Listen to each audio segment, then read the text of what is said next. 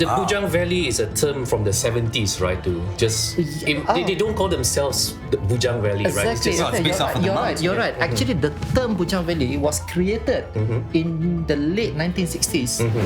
Just in Bujang Valley, we have 184 known archaeological sites, and Bukit Choras is just one of the sites.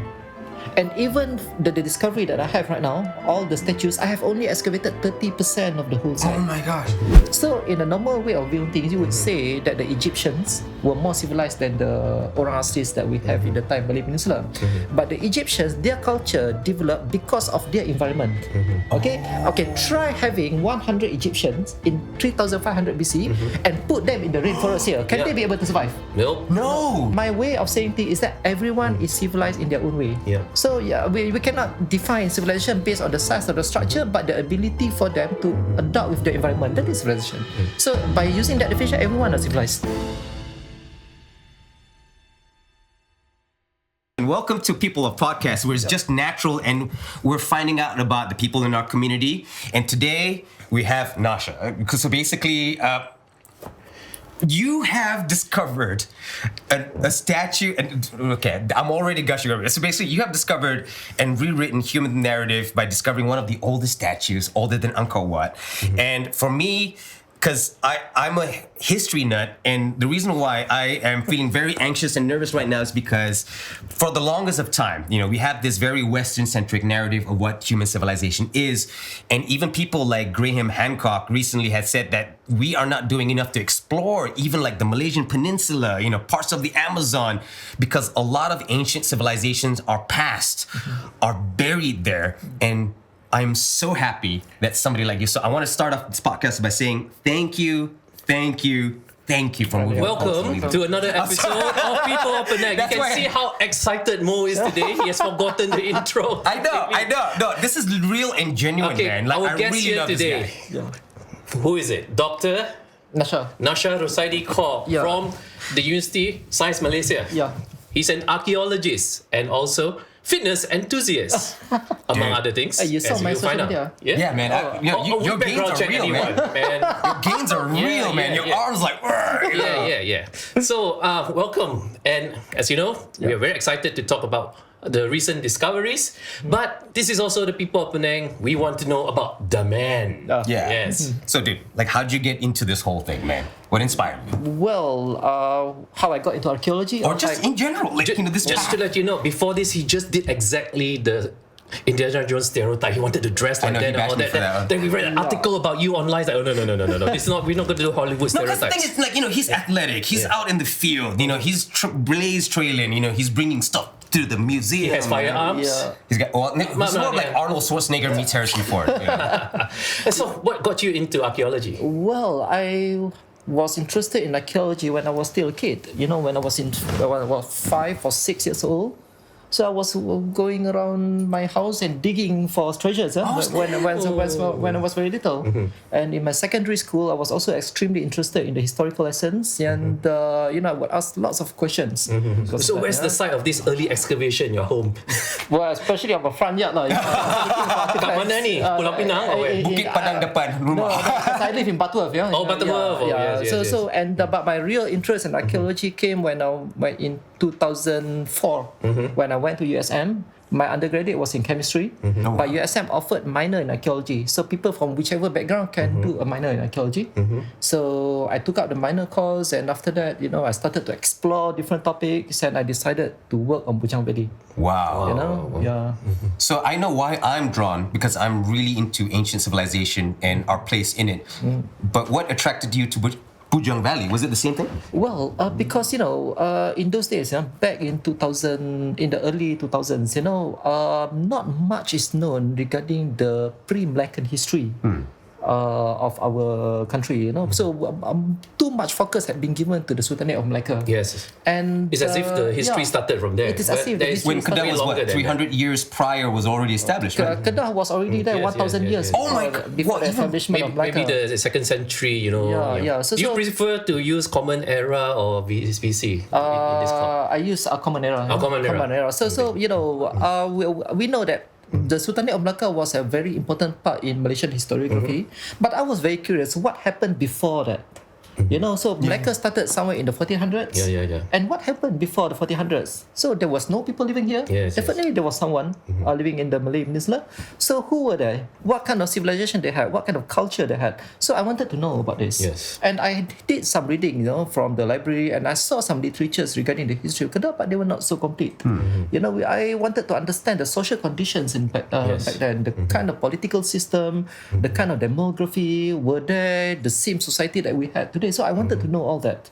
So that's why I ventured into the study of Bujang Valley. For other civilizations, such as the Egyptian civilization, or the Mesopotamian civilization, or the Angkorian, or the Javanese civilization, they are quite homogeneous in terms of culture. Yes. We have in Java, then we have the Javanese culture. Yes. In Angkor, we have the Khmer culture, the Egyptian culture, but in the Malay Peninsula, it is quite different. Yes. It looks like we have a multicultural society here in the modern period, but how about like 1,000 years ago? Is it the same thing? Yes. So I wanted to answer this kind of question. What kind of cultural system that we had in the Malay Peninsula before the Sultanate of Malacca period? So maybe for a little bit of background for our listeners, we're talking about Kedah Tua, right? The old Kedah era. Can we place roughly when this is? Okay, based on historical record and several archaeological findings, it's somewhere between the 2nd to the 14th century CE.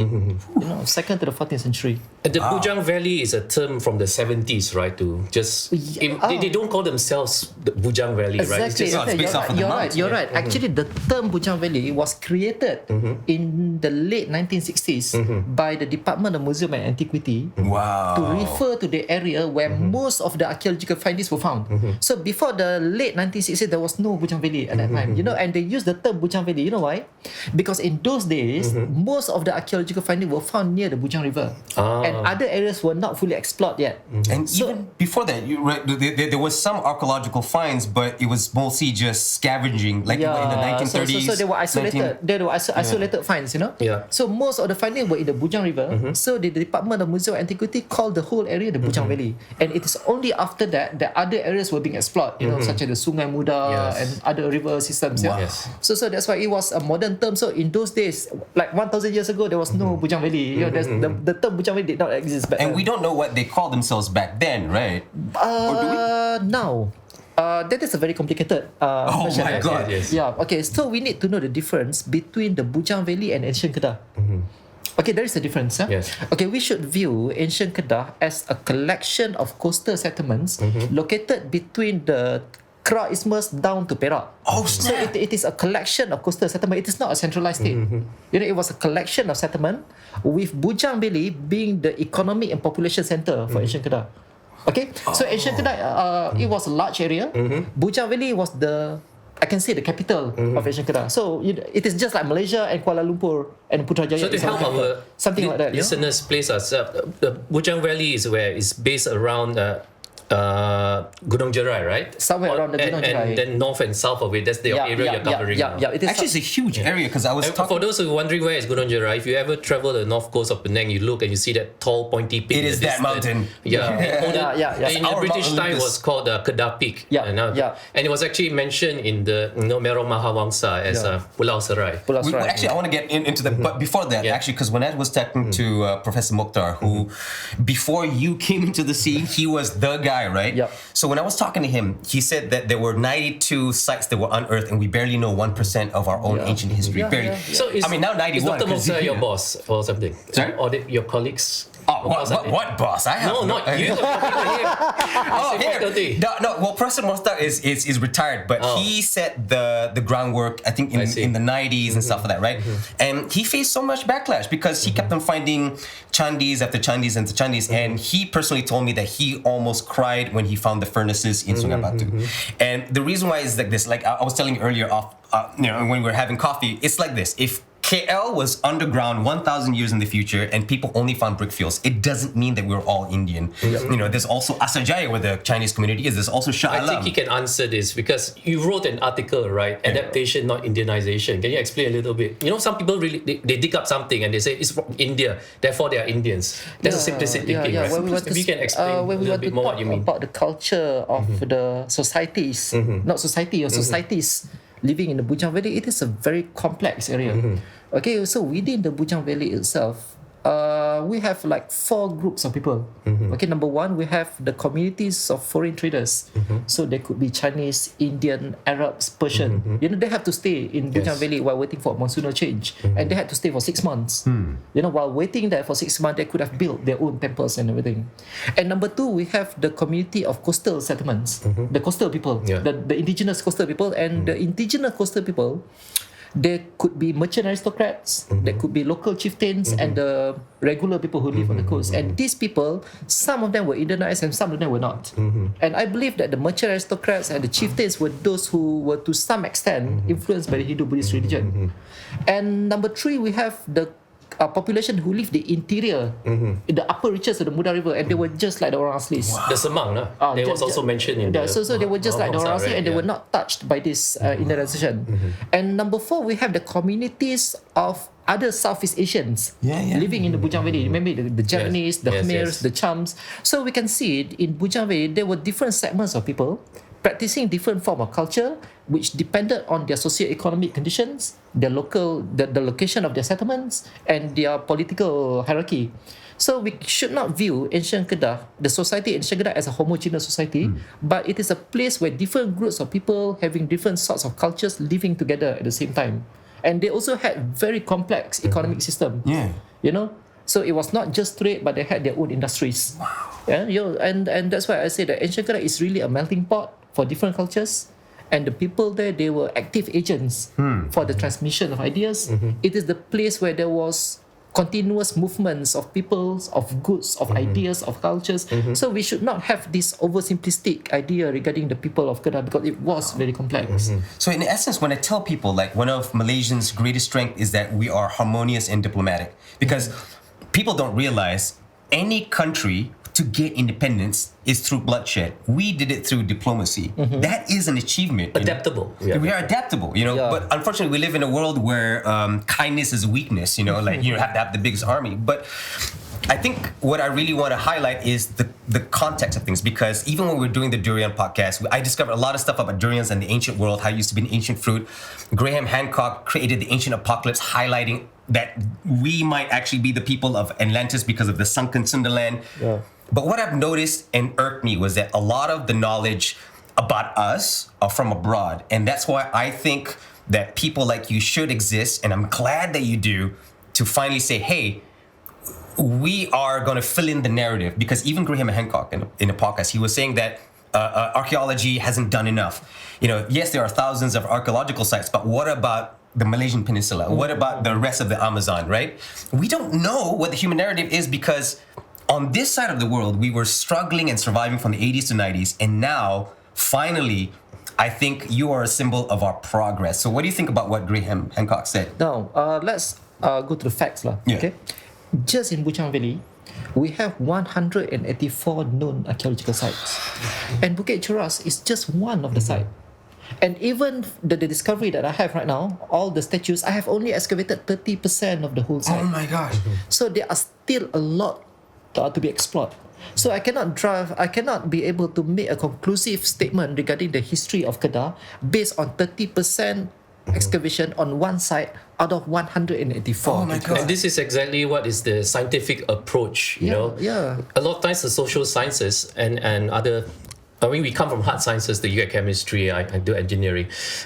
It's the empirical means there's evidence-based. So a lot of times, people want instant conclusion. I found a statue. What does that mean? So we must not jump into conclusion. Okay, for instance, we found a Buddhist statue, a Buddha statue. Well, I found 3 actually, 3 Buddha statues. Oh, you found 3? Yeah. Oh my God. So we found a Buddhist temple with 3 Buddha statues. Okay. We can confirm that there was a Buddhist community there, and it was probably a long-standing Buddhist community because the structure is quite big. So there could have been a permanent settlement, but who they were, so we are not yet able to confirm that yet. That's frustrating, but it's exciting because we're at the beginning. Like I'm not doing archaeology, but I do a different kind. You know, I study a lot of the East India Company records kept. You know, in Kew Gardens, they have 8 kilometers of it, and only 5% in shelves, you know, just East India Company, in shelf, 5% has ever been seen. Through our archives, so it's just like archaeology. It's just the beginning. It's just the beginning. So I mean, based on the data that we have, we just have, it is just like a tip of the iceberg. Then. You know, because as I said, 3 I just excavated 30%. Yeah. And the only thing that I'm able to confirm, there was a Buddhist community there. Okay? And there's one more thing that we need to look into. Number one, in terms of the architecture and the iconography of the statue, it is of foreign influence. Yes, It is a foreign artistic form, but they were made by using local material and local technology. Oh wow. Local building technology. What does that mean? Okay, the structure, they were made of laterite blocks. Okay. It is a type of stone, and the stone were quarried from the foothill of Bukit Choras and were brought to the top of the hill. No way. So it must have involved local involvement, local manpower. Okay, Yeah. so local building technology. So it is foreign architecture, foreign artistic form, but made by local material. And local building technology. So now what does it tell? Wow. What does it tell about the people of Kedah? Now we know that there were people from different backgrounds living in Kedah. You know, the Indian, Chinese, and the local population. And we have enough evidence to show that the relation between the local communities and the foreign communities were transactional in nature. You know, maybe trade in nature. So the current finding, it gives a tangible evidence regarding the cultural and religious dimensions in terms of their relation. You know, so there must have been some sort of cultural diffusion, some sort of arrangement between the local population and the foreign traders for the construction of this kind of That's blowing my structures. mind. That means that locally, we were stable enough, we were knowledgeable enough to be able to lend our manpower to it, and we were also good informed relations. We were able to materialize foreign form of architecture through our material culture. my God. So that is how we can say this. And such materialization can only happen through a close engagement Yes. between the locals and the foreign It society. also shows that they have a society. You know, like the word juruka, Yeah. penghulu, and all that. Yeah. There was abilities to menggerak orang untuk buat kerja. mobilize Yeah. the We were globalized before globalization. and you see, this is not something new for the case of the Thai Malay Peninsula. We were located in the middle of the trade route, and naturally it could have been a multicultural society, like what we have today in modern day Malaysia. You know, maybe so when we want to talk about the construction of religious sites, there were 4 elements. Number 1, who funded the project? Number 2, who designed the temple? Number 3, who provided the manpower? Okay, and number 4, who were the built for? Okay, so there are 4 interpretations. So when people ask me whether or not the temple were local or foreign, you need to be specific from which aspect you want to say. So when we want to talk about who designed the temple, it appears that the temple show Indian design, but the architect may not necessarily be Indian. It could have been local, who were trained by the Indians, or could be the Indians. Sometimes we don't know. It's like today. Like you get a contractor, it could be any race. As long as It gets more complicated because you think like a world heritage site like the Hagia Sophia. It used to be a church, it used to be a mosque. It changes roles also. So the structure may have started as that, but there are different layers. That's why archaeology, history, and even geography and other sciences, you do think of it as a house with many windows. We're all looking to the reality inside from different angles. True. And the picture becomes clearer. So it is very complicated when you found a Buddhist temple. And you need to interpret from different perspectives. Okay, number 1, in terms of who designed the temple. Okay, we can draw some parallelism between the architecture of that temple with those in Eastern India. Okay, there were some similarities. But the one who designed that temple may not necessarily be Indian. It could be locals who were trained by the Indians. Or it could be the Indians also. The manpower, I can confirm that they could have been local people. it makes sense if it's local because you're talking about a time when there was no airplanes. It was all by ship. So, definitely. But who funded the project? It is up to anybody's guess. It could be local, it could be traders. So there are so many questions, but we can confirm that there was a long-standing Buddhist community. And there must have been some collaboration between the local people and the foreign artisans. There must have been some sort of engagement and collaboration. Just to let people understand, your work a little bit. So archaeologists, they didn't suddenly have an inkling and just started digging, right? It started way back in the East India Company times, right? Like James Lowe and all that. Okay. Is this a follow-up from their research? Okay, for Bujang Valley as a whole, the archaeological findings was first reported by James Lowe somewhere in the mid-19th century. And then the real excavation was really carried out out in the 1930s, by Quaritch He was Wales. also the same guy who found the Batu Bersurai at Chorot Tokun, right? Chirot Tokun was James Lau, Yes. who discovered the temple. And in fact, Bukit Choras itself was also first reported by Lau and later excavated by Wales. So I was not I'm not the Quaritch first person Wales, to excavate the site. It No, was, but you are continuing. That's what I'm saying. But you know? Lau, this Quaritch Way, he did some trial trench and he did not report the structure properly. His research was not Archaeology was not complete. has become more scientific over the years. Over the years. And back then they used to kidnap Egyptian mummies and put them on display and turn them into powder. It has I remember progress that was from there. Oh god, they were literally eating dead bodies. they make it into powder. I can't. No, but the thing And is, it was scientific, well, see, that's the thing. Okay, so that's why I really firmly believe in the idea that we may be a civilization that had amnesia, because when I went to Sungabatu, right, and I was mentioning this to you, is like people don't understand the significance of a circle and why I flipped crazy when I discovered it on live stream, because I knew the history of the Egyptians. When they discovered the circle, they cut it into 6 pieces and measured it and found what they call the pharaoh's number, or the royal constant. And it is literally the constant in a mathematical algorithm that you plump in to calculate 3-dimensional shapes by drawing a 2-dimensional. A triangle becomes a pyramid. Hence why they're able to build megalithic structures. And when you're saying that the local manpower may have been taught by those abroad or may have already been skilled enough, I believe it, because I looked at the circle and I was like, man, we had a society that knew geometry, and geometry then leads to megalithic constructions and complex I engineering. wouldn't say amnesia here. I think this one can lead to what he's doing here. You don't write it down, nobody knows. It's not amnesia. yeah. You just didn't write it down. You are interested in epigraphy, right? Can you explain a little bit what epigraphy is? My PhD is on epigraphy actually. So epigraphy is study of ancient scripts. So it is an effort to decipher old inscriptions, and I specialize on Indian scripts, and we call it and functional Sanskrit. What I do is I translate stone tablets. So for our simple translation, he studies things that are carved onto durable materials. Yes, exactly.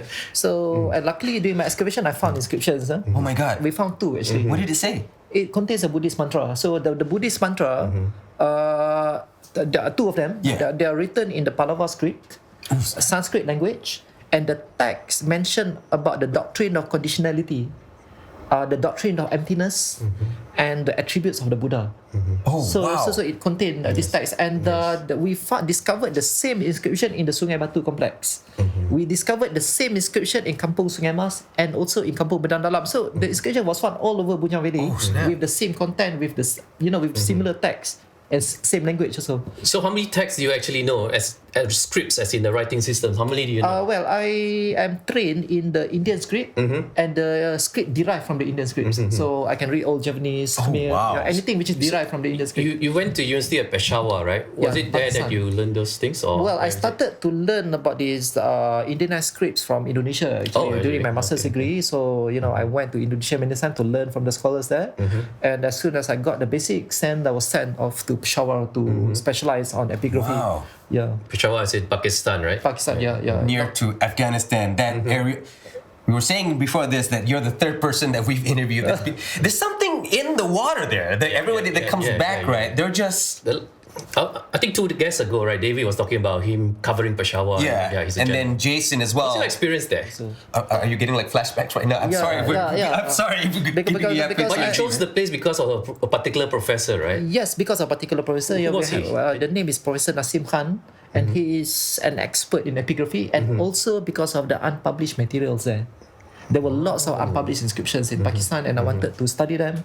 What? There were so I wanted to study the unpublished inscriptions in Pakistan. So there are lots of Sanskrit inscriptions, but they were not being properly studied there. Oh snap! So I compiled 73 inscriptions for my PhD thesis. What did you find in there? Like What's did the they name say? of your thesis, just in case people are interested? It is about the Sharada, the Brahmi and Sharada inscription from the Gandhara civilization. Oh snap! So if you heard about the Gandhara civilization, it is located somewhere in the eastern Afghanistan and western Pakistan. So Gandhara civilization is known for the Buddhist for the Buddhist religion, but I study the Gandhara civilization towards its decline. You know, when Hinduism started to reappear in that region. So I studied that period. You know? Afghanistan used to be Buddhist, right, with the giant Bamiyan statues. Oh yeah, we all know about how that was destroyed. But I studied about the Hindu past of the region, you know, about the pre-Islamic history of Pakistan. Do you think of the theory? Because there was one, I can't remember which people, where I got it from, but it was said that along the lines of like the Roman Empire didn't die off, it became a church. The British colonial empire didn't die off, it became a bank. Yeah. You know. So do you think it's the same thing Or with? do you think more appropriate, football club? Became the English Premier League. No, whatever. But yeah, you know, so like civilized empires don't want to die off, and what tends to happen is that they become creative. And I'm sure one fine day, 1,000 years in the future, we'll be saying the same thing about the United States. They were an empire, and it became the YouTube, you know, whatever, became the internet or AI. Yeah.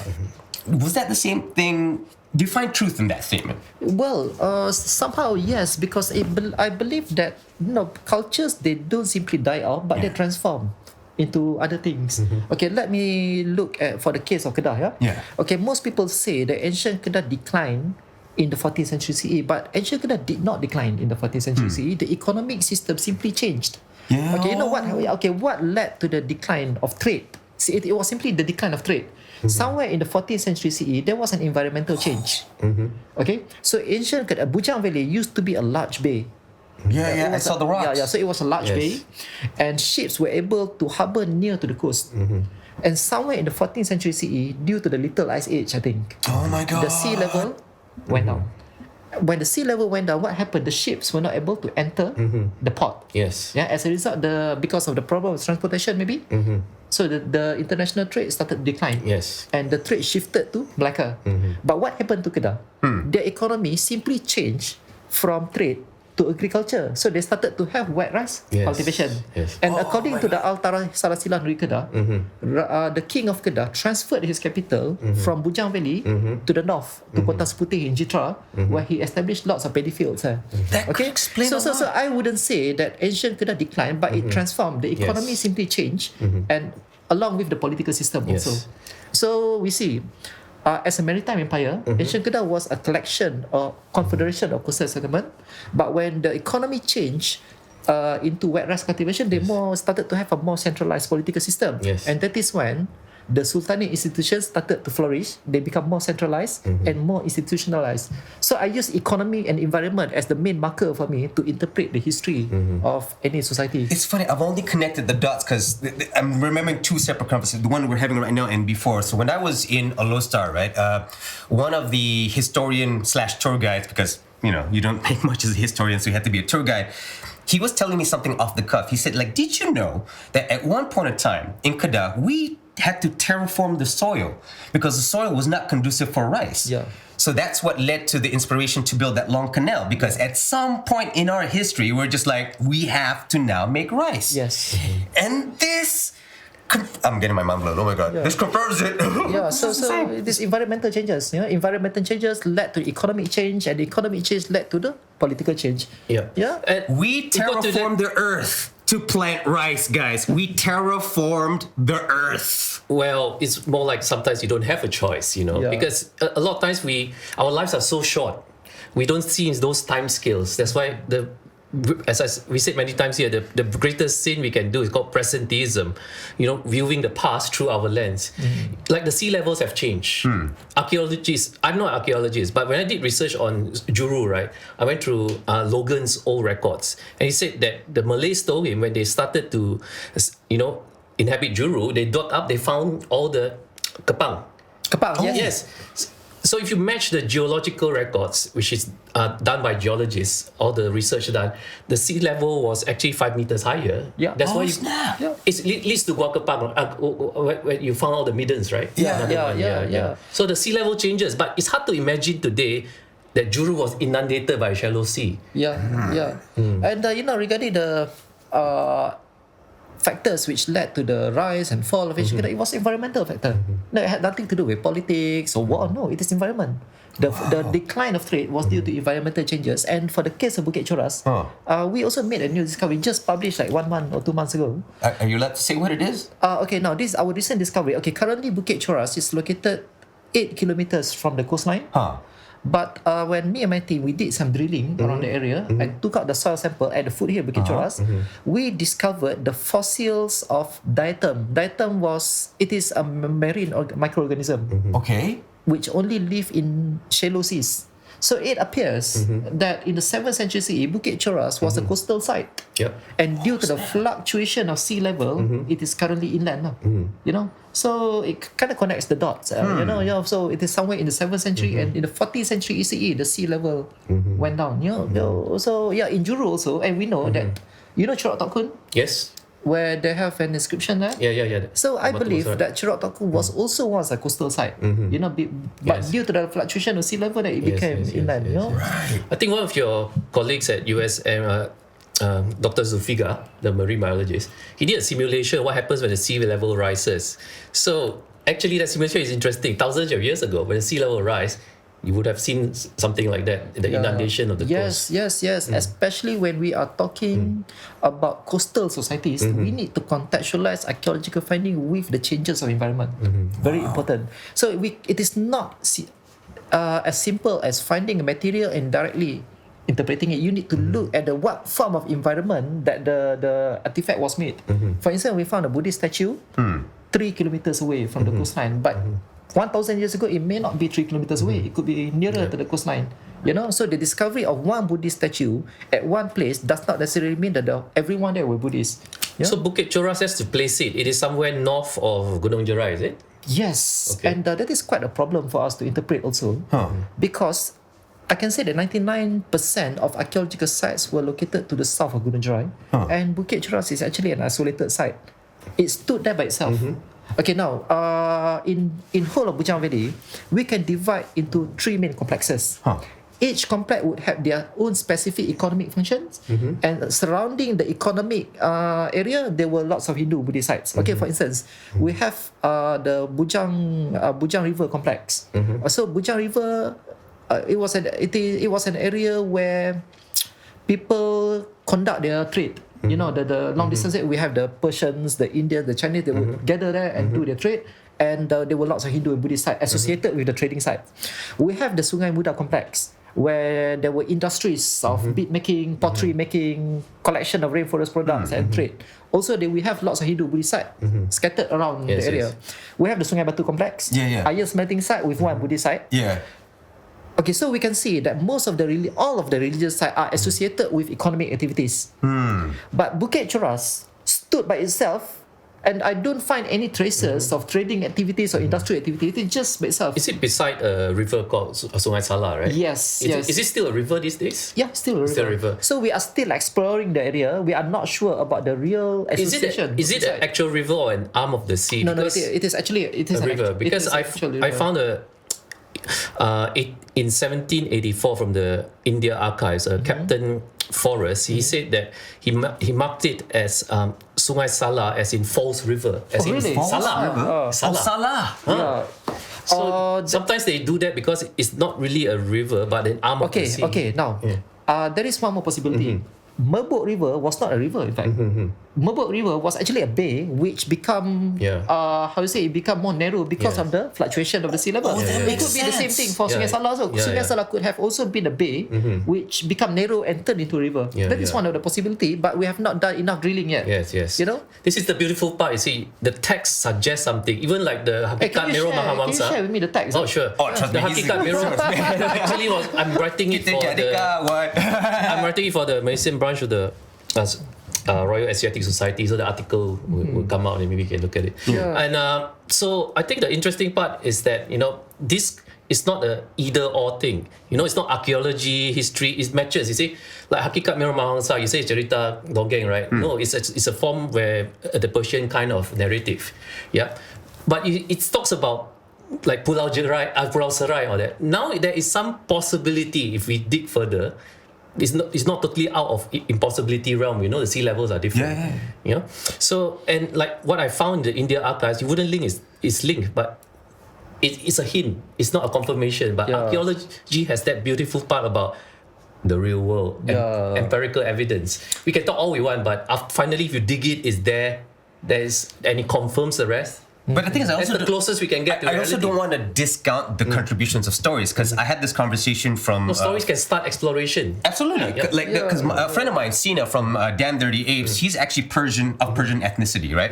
When I asked him about the Persian culture and where hikayats fit into his thing, it's like this. It's like you're listening to an Eminem song, but you know for a fact he didn't actually kill his mom. You know what I mean? But that's what hikayats are. They're supposed to say, hey, in a far-off land, there's this, but nobody's gonna remember chunks of information because people back then are no different from people here.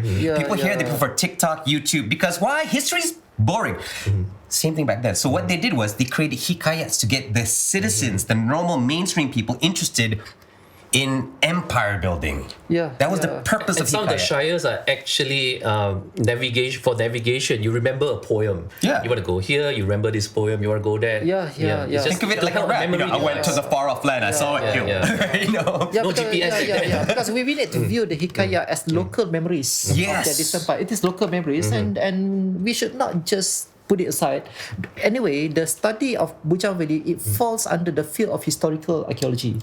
The definition of historical archaeology is the study of human past based on material remains, contextualized by oral accounts and historical records. So you study everything. So you find that archaeological evidence, and then you look at the oral accounts and you look at the written accounts, and you try to contextualize them and get a bigger picture. Because there's another difference where there's prehistory before people written. So this one, there are already some written records or some engravings.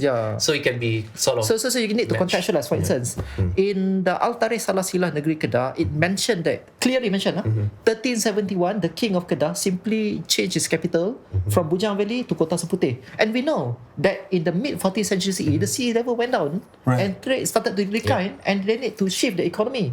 Just for some background, the Altare is a history of Kedah. It's not written in the old form because this is already in the late 19th century, right? 1920. It's already 20th century. So it's written in a factual way. But unfortunately, it didn't put the bibliography, so we don't know what the sources are. But he was he's son of the Kerani, right? So he has some access to the sources. It's assumed that he has access to those. Maybe it is a compilation of oral accounts and several documents. But you know, that's why we say that we have archaeological evidence and we need to compare them with oral accounts to make sense of the findings. You know, so that is all. That is what historical archaeology is all about. I would like to ask you something before we proceed, because the thing is, I asked the same question to Professor Mokhtar 5 years ago. And he said it's plausible. So there's a theory, I'm sure you know, it's called the Younger Dryas theory.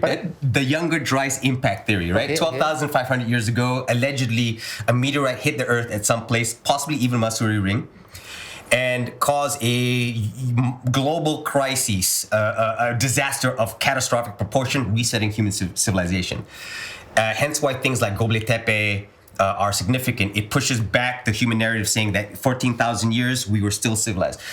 And one of the theories is that Sundaland was, because of its relationship and location near the equator, we had 4 seasons, and while the rest of the world were in Ice Age, in their caveman hunter-gatherer phase, we were a civilization that was advanced, but because of 12,500 years ago, sea levels rose up.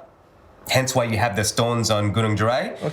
And a lot of the ancient civilizations are inside the Java Sea. What do you think? Well, I view things quite differently. This is where we're having it here. How do we define civilization? When we are talking about a civilized society, what is civilized and what is uncivilized? Oh, dang. Okay. So how do we define civilization now? Because we are talking about civilization, we are using that term so much, and in academia, you need to properly define what is civilized and what is not civilized. So the term civilization does not make any sense to me. We have evidence that there were people living in the time Malay Peninsula since like 50,000 years ago. 50,000 years ago, from the Paleolithic period, and they continuously, the people that continue to live here until the modern period, and each society from different parts or from different period, they would have their own culture, and they continuously evolve. And so where do we draw the line? Which one is civilized and which one is not civilized? So that's why the term civilization to me does not make any sense. So I say that yes, there has always been a society people living in the Thai Malay Peninsula from 50,000 years ago, and their culture continued to develop. From the prehistory, from Paleolithic, it became Neolithic, and then they became a trading society, and after that they become the nation state that we know today. So that's why when we say that, when we use the term civilization, then it is very hard for me to entertain the idea. You do realize that you have found a solution to an international debate, because anthropologists are debating about this because of the whole ancient apocalypse thing on Netflix. It became popular. On Netflix, you can't use Netflix as a source, I know. dude. I'm just saying it's so popular. It became a Netflix documentary. That's what I'm saying.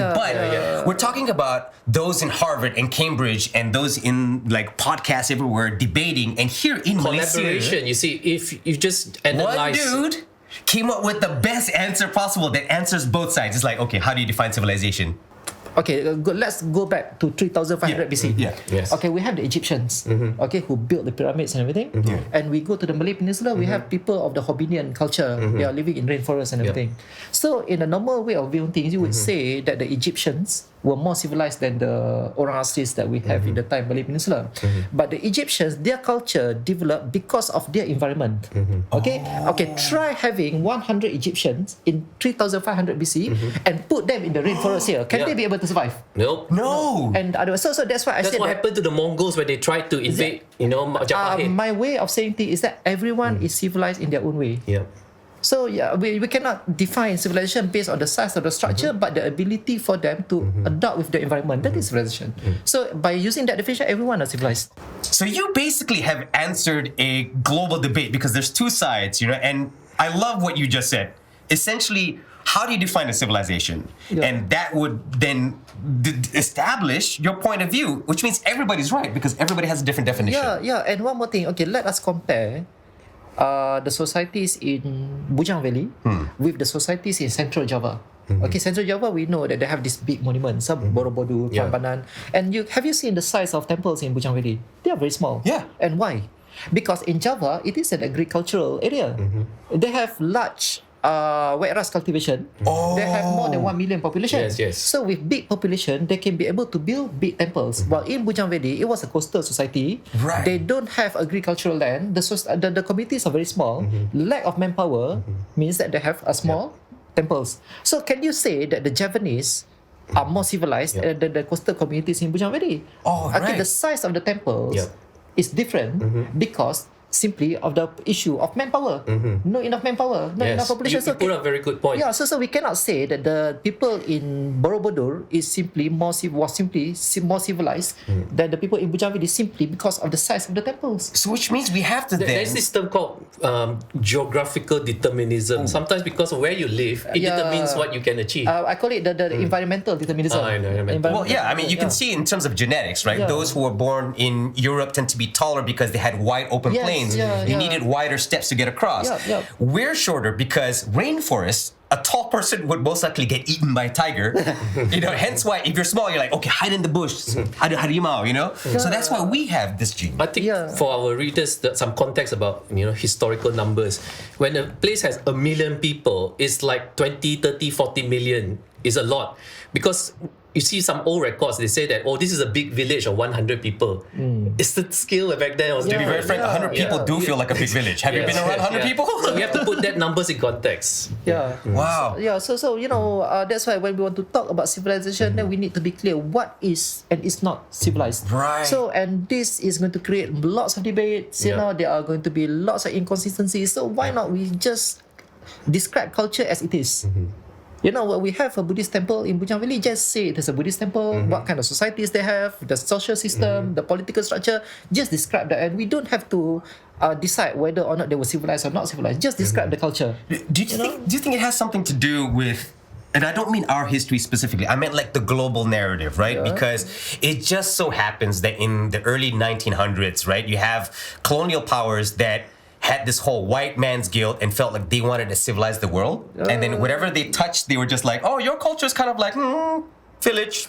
You dress up like us, and you are now civilized. So our interpretation of what civilization is very much the Western interpretation of civilization. Well, it could be. It is not impossible. But this is more 20th century. Yeah. Back then, it was more mercantilism, making a quick buck. Yeah. You're right. Imperial conquest. Yeah. Because you've said many times. This East is what India you're Company. talking just now. Is everybody's view is right? It's called postmodernism. Let's not get into that. Yeah. Oh no, hey, no! I'm open enough to learn, man. No, Dude, but you don't have time for that. It's not. Okay, fine. I'm sorry. Okay. Also about the Choras, did you and your team ever found out why it was Choras? Is it even related to Chola, which is always been mentioned with? No, because we are the study of etymology, the origin of names does not. Toponyms, Yeah, right? the origin of name it don't give anything, does not give any value to our research, because those are just language, and Yes, yes. we base our research on tangible things, on material. Yes. So and the name, maybe 1,000 years ago, the name could have been different. Yes, yes. And regarding Chola, the site is far earlier than Chola. Okay. Because the Chola came somewhere in the 10th, 11th century, and the site is like 7th to 8th century, like almost 300 years before Chola. So this is far earlier than that. But it appears that the site shows that Eastern Indian influence.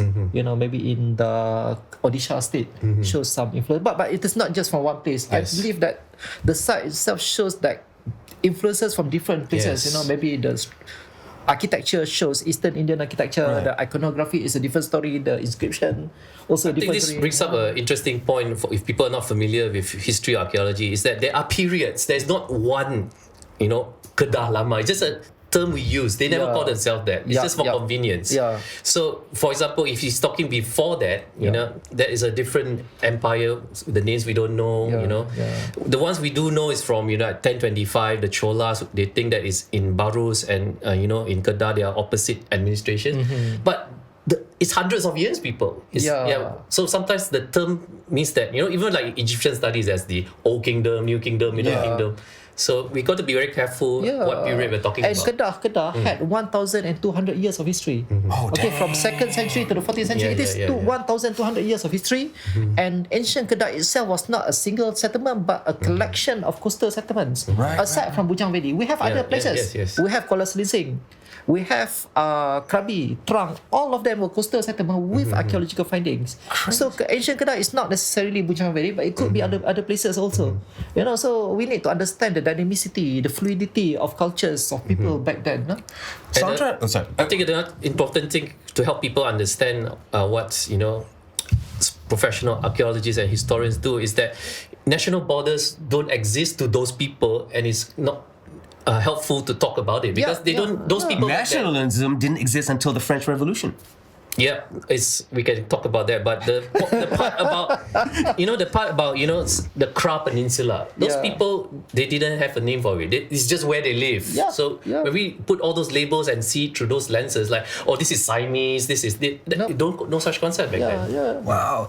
Because the thing is, like, I've always been trying to tell people whenever we do tours and stuff like that, right? The same thing that you're going on about, like, let's not judge people on modern day values, because back then you were loyal to either your duke, your warlord, whoever led you, right? You weren't like a nation per se, and that's why the feudal system was built as such in Europe, because there was no such thing as like for the land, the soil, the flag. It was more like who's your banner liege, who's your liege lord, and your liege lord serve a As duke. far as we know from what anthropologists studies, is just that we are a riverine system because of the highlands. Yeah. So you got the Penghulu, get it, Hulu. Oh my Yeah, God! so it's all based on those kinds And the relation between the chieftains and the subordinates are more to kinship.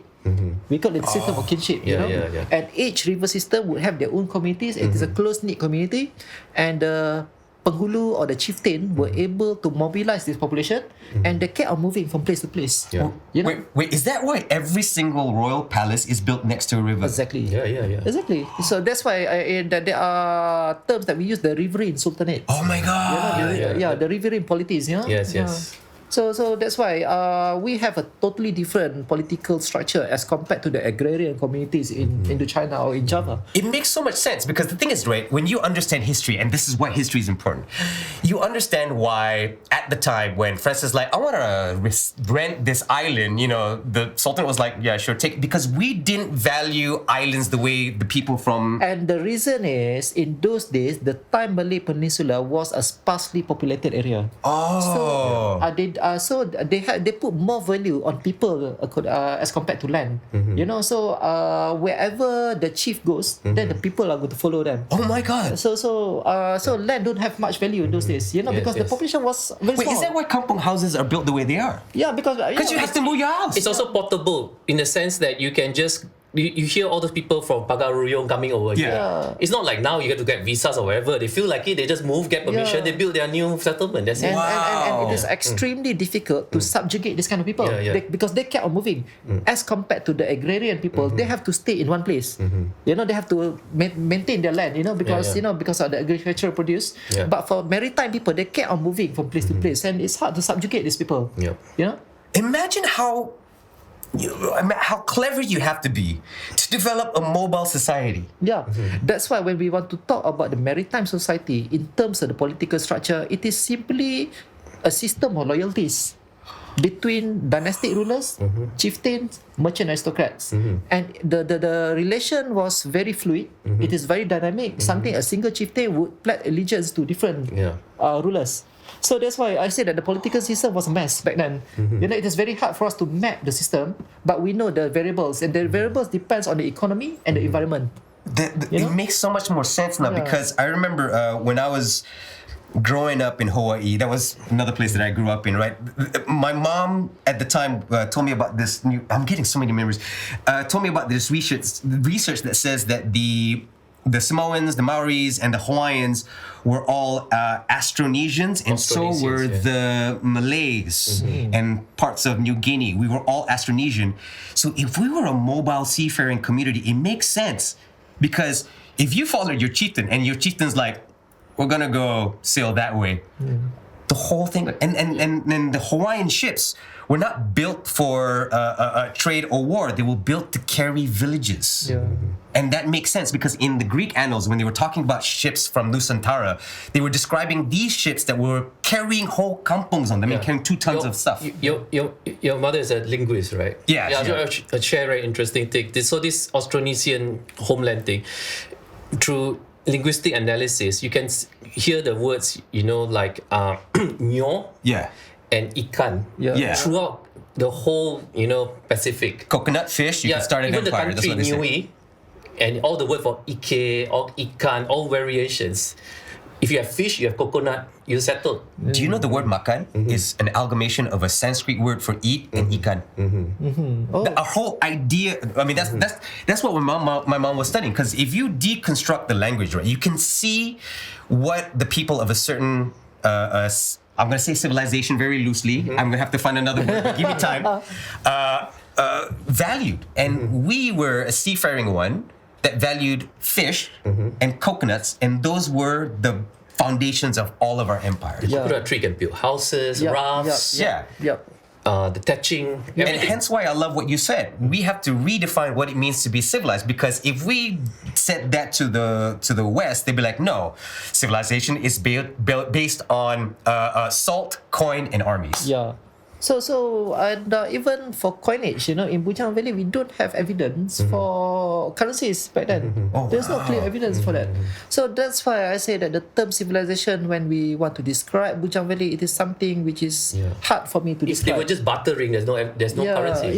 So it is something which is hard for me to adjust. So that's why I would describe the culture as it is, based on what tangible evidence that we have. Actually, I have a better way of looking at it, right? We may think of it's hard to imagine, but we already have some deep knowledge of that was what the world was in our modern day globalized fantasy genre system. The elves, the dwarves, the whatever. Each race allegedly has multiple different cultures and ways of living. And I think at some humanic level, we've always remembered that we were different, yet same Yeah. in terms of our progress. Yeah. And for us to understand the ancient societies in Bujang Villa or wherever, we need to deconstruct our interpretation on the society based on several aspects. Oh, wow. Okay, we need to explain first from the economic aspect. And the economic aspect can be interpreted based on the material remains, iron smelting site, etc. And then we need to study about the political structure. How? Based on the distribution of archaeological site. The distribution of archaeological site enables us to know the location of the settlements. Based on the location of the settlements, we can interpret the social system. And then when we talk about the culture, this is when Bukit Choras comes into the picture. Because we can be able to view the artistic form, where it came from and how they were produced. So we know about the culture also. We need to look at the demography. The demography based on the provenance of the material. So you see, the current research by USM is we deconstruct our narrative into several perspectives, and after we already made our interpretation, we combine them and try to have a holistic view after that.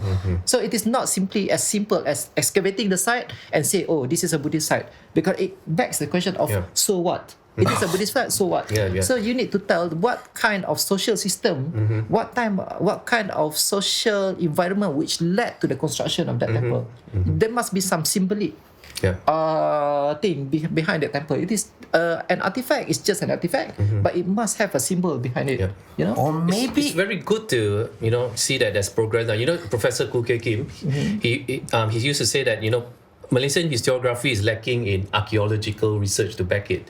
So now it's happening where you can you match what's the written records and even anthropologists, the oral histories and all that, but you match it with actual findings, and it's not one is correct. It gets a clearer picture for all dimensions. Exactly. This is the new method that USM is using right now. We call it post-processual archaeology, where when we understand the symbolic and social significance of artifacts, because artifacts, they are just stones, and stone cannot tell you anything. It is only when you contextualize the artifact that you can give the story behind it. Wow. For instance, we go to a place and we excavate the site, and suddenly we discover, say, a Hindu statue. And how do we interpret it? You can't simply say that there was a Hindu community there. So you need to look what happened in the area. You need to study what kind of environment it was. You need to understand the other communities which develop around the area before you can explain about that statue. So that's why in our method, we contextualize. We need to understand the bigger picture first before we can interpret that particular aspect. I think that's the better way to do it, because in all honesty, right, the way I look at things, it's, again, back to the same example. If we fast forward to 1,000 years from now, right, and we look at Penang, and we're like, hey, everybody's wearing suits, just like the people in Europe. They must be Europeans. But it's just a Malay guy in a suit. It's just like that. So Think of an contextually, interesting example, like Choro Tokun, Batu Bosurat, right? If you don't know the context, right, you'll be saying like, wow, they know English because somebody chonteng, vandalized the thing. And Chorok Tokun, it's just a James graffiti. Low. It is a graffiti. Yes. Chorok Tokun, it is a piece of stone.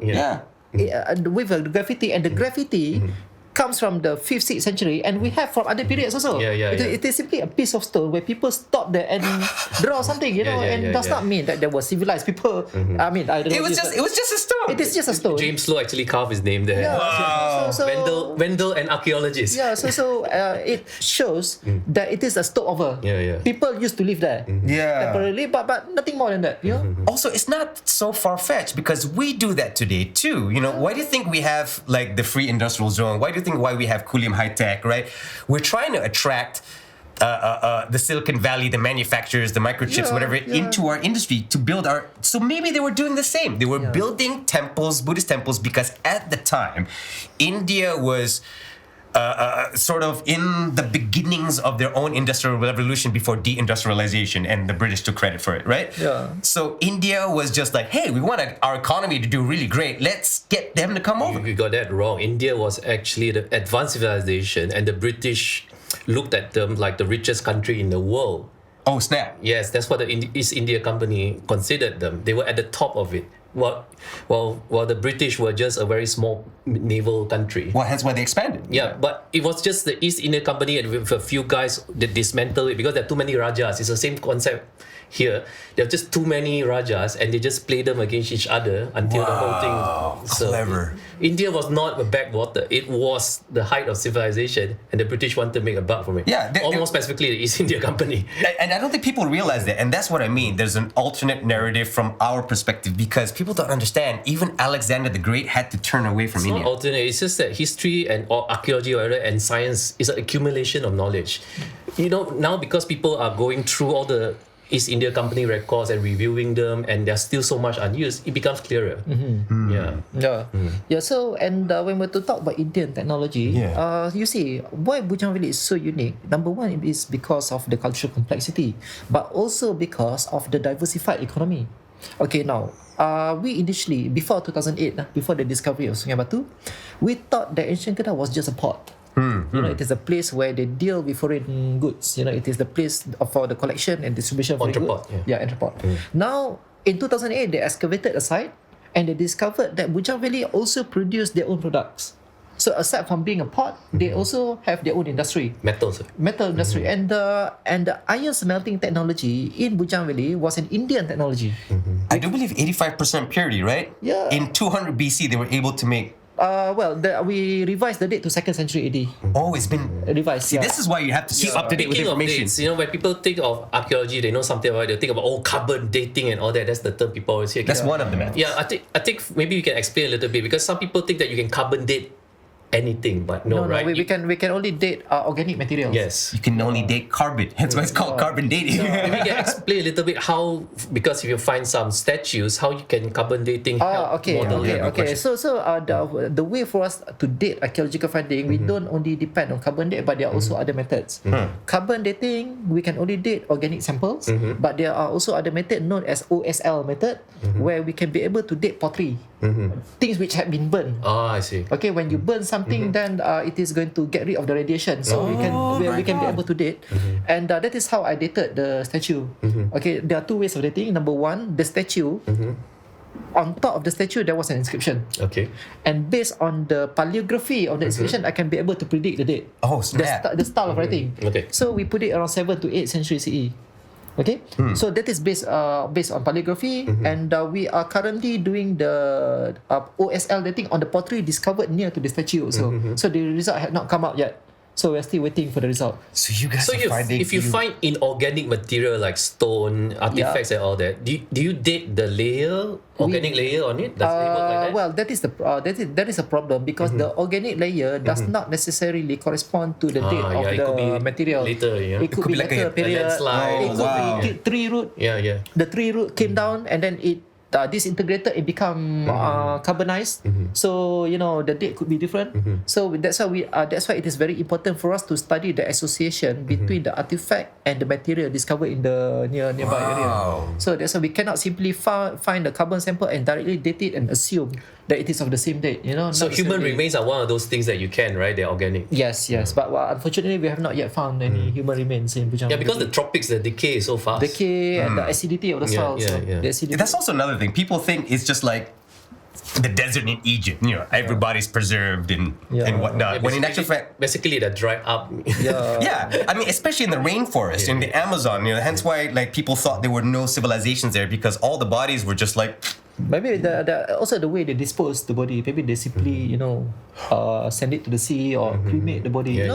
So you're saying there might be a whole bunch of dead bodies in the sea because we were seafaring culture. If it was pre-Islamic times, or even we don't know what religion they had, there is sea burials. They are maritime society. Yeah. So if you are sailing for 10 days and somebody died, are you going to stay with the corpse for 10 days? No. No, man. We knew back then. It's like no. To the sea. So that's why we don't really found human remains in Bujang Valley. But as far as dating is concerned, then we need to be very careful with the radiocarbon sample. Very careful. Because the radiocarbon sample may not necessarily come from the same date as the artifacts. So you found an artifact and you found a carbon sample. So you have to be sure that the artifact and the carbon sample is of the same age, or else there will be some problems. Maybe the carbon sample comes from an earlier period, maybe from the later period. It is best to date the artifact itself. Right. So we like people to share their profession in a little bit of detail. So in this case, do you do the carbon dating yourself, or you send it to a lab? No, we don't have the facilities for carbon dating in Malaysia. We don't. We don't. No, where is this done? Usually in Korea. In Korea, okay. Yeah, in Korea, also in the US also. There are several labs, and it is quite expensive to submit the sample. They are almost $1,000 per sample. Tiny sample. Yeah. That is a upper management salary per month. but how's the international community reacting to your find? Because Oh yeah, you very are good. Because after the discovery, I was invited to present the findings in Bangkok and China. oh And, snap. so I've presented the research, and they have given their comments. And I'm now working on the research paper to be published very soon. Dude, I'm so proud of you, man. yeah. Thank you for making us look good, dude. Because the most important thing about academic work is peer review. Yes. We should Yes. not be what is the word for short sendiri. Oh yeah. Yeah, Absolutely, kita yeah. tak boleh short sendiri. We have too much of this. Whatever archaeological findings we have, whatever interpretation we have, write them properly and submit for peer review. Send it to a good journal to be reviewed by the experts, and then go through the proper process and then publish it. Wow. After that, we can make our claims. That's why I am quite hesitant to say too much about the site, because we are still working on it right now. Oh, don't worry, we okay, that makes understand you. We went to law school. That's We're true. very careful about But making you're a bit conclusions. for me, I'm more emotionally based. It's like, is there ancient civilizations? But hence why we have this dichotomy. Objection, between us. speculation. Yeah. Yeah, that's why you're co-host. I'm the dreamer. You're the okay, come back down to earth. But then my question is, do you ever feel like there's a huge burden on your shoulders, because you are paving the way, you're going internationally, work that is just like wow, But when you're by yourself, do you ever feel like wow? No, because when I do research, my conscience is very clear. Okay, number one, we have, my principles are just three. Number one is honesty. Whatever I find, whatever I excavate, I'm going to report it. Yeah. Okay. Number two, integrity, and number three, proper methodological approach. Wow. I do not compromise on these three things. So whatever I find, then I'm going to report them. Whatever scope that we have, whatever weakness that we have in our research, I'm going to report them all. So I don't feel any burden, because we have nothing to hide, and we simply report everything that we find. So if the public want to accept, they accept. Then my next question is, what happened? What happened to you to the point where you developed these? Those are the three fundamental skills sometimes most people don't have. It helps because you are trained in the hard sciences too, right? This is basically a scientific thinking. It's objectivity. Exactly, objectivity. So that's why when we are objective about our findings, and we don't care about the other things. Public perception is the least of our concern right now. Wow. So we only focus on our findings. We only focus on interpreting the findings according to the correct methodological approach. We have the findings, we report it through our peer-reviewed journal. That's it. Right. So it doesn't matter what we found. It doesn't matter what kind of interpretation we have, because we follow the proper method. Yes. And history is history. So we shouldn't be too worried about whether we were Hindus or Buddhists, because those were things in the past. Yeah. Yeah. I mean, we know what we are now. Yeah. I want to share something interesting. I recently went to Bengkulu, which is Bengkulan in all days. Bangkaulu. Yeah, Bangkalu. Yeah. So the interesting part is that they kept the British monument and preserve it. They are different attitude. They say it shows that they are gone and we are around. Oh, ouch. So instead of destroying it, they preserve it, and there's a different attitude towards the So British it's a monument. flex to them. They're just like, look at us, we're strong. Yeah, but for the case of Bougainville, for whatever reason it is, we are going to preserve that site. Yeah. And when it comes to narrative, you can have whatever narrative that you want, as long as the material is being properly taken care of. You can discuss, you can debate about it, but just take care of that material so that future generation can come and study. And my way of doing excavation is I do not excavate everything. I would leave some sites for the future generation to excavate. In the future, they may have better technologies than us. In Sungai Batu, they have a map around 96 archaeological sites. In Sungai Batu itself. And so far, 54 sites had been excavated, and there are still 43 unexcavated. I do not plan to excavate them all. We should just excavate a small portion of them and leave the rest for the future generation. Maybe in 100 years' time from now. Better technology. Oh, wow. So we shouldn't, archaeology shouldn't be too greedy and excavate everything. So archaeology is very important to make sure you record where it's found, right? Its orientation. Yes, definitely. I think we can share a little bit, because most people's idea of archaeology is like, let's make sure we excavate the booby traps and make the cursors. What booby traps? It's all. Can you get into nitty-gritty detail? Not too detailed, but like about especially the documentation part. Before if you found a site, what was the first thing you do? thing we for the case of Bujang Valley, most sites we already know. We know the existence of the site, but the first thing that we need to do is to clear the surface lah. Cut down all the bushes and everything. Number 2, mapping. We need to study the contour. You need a permit from somebody. Oh yeah, definitely. Well, he was just saying, you got a he's part of the licensing board, right? Yeah. So Jabatan Warisan is going to issue the license. Oh, he's unique, but who licensed the licensee? Oh, who watches the watchman? So the first thing after we got all the proper paperwork done, and then we need to do the mapping first. We need to do the contour of the soil. We need to know the environment. We need to understand everything. And after that, we need to do geophysical survey. We have special methods to know what kind of materials being buried underneath. By using geomagnetic method. And after that, we need to set up the trenches for excavation. So by putting on the string and everything. And after that, we begin the excavation. The excavation had to be done layer by layer. Oh, snap. You cannot use a backhoe or chunk-hole to excavate. You need to use a proper scraper. It is so a layer. And whenever we find any artifact, it needs to be properly recorded. The location, the depth, the association. Oh, hence why you guys do it in grids. Yeah. Okay. For instance, you found a structure. And you found a pottery. You need to measure the location of the pottery with the structure. How far is it from the structure? So that you can be able to have a robust interpretation. So these days you have some software to help you do this? No. It's all manual. It's all manual. How can you use software? No. I mean the recording. Do you have? No. It is all manual. Okay.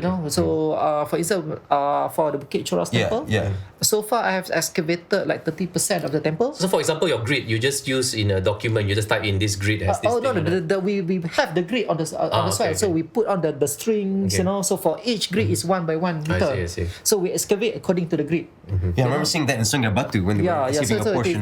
There's a squarish thing, So we excavate according to the grid, and then we are going to record everything. I thought it was just like my territory, your territory. So it serves a purpose. See, this is why you gotta learn. You can talk about their relationship, the objects. So for instance, we in Bukit Choras, we for the site is like squarish inside in shape, and for each cardinal point there will be one statue. Right. Okay, so we have this excavated 3 points already. So we need to measure the statue as well as other antiquities found around the statue.